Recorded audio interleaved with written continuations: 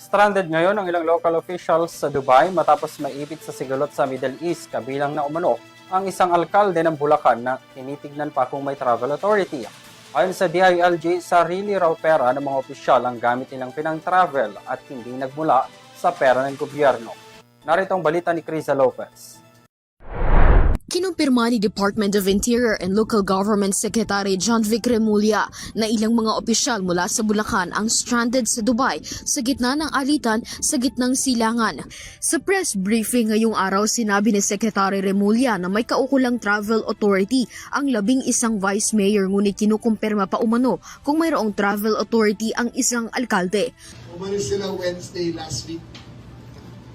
May travel authority naman. Mga vice mayors from Bulacan. Parang 11 sila eh.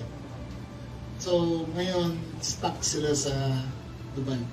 Batay umano sa aplikasyon ng mga local government officials, sariling gastos ito ng grupo at hindi nagmula sa pondo ng gobyerno. Sa ngayon ay hindi pa humihingi ng rescue ang mga vice-alkalde na na-stranded sa Dubai. Ngunit ibinahagi na rin ni Remulla na lilipad siya patungong Dubai base na rin sa utos ni Pangulong Ferdinand Marcos Sr.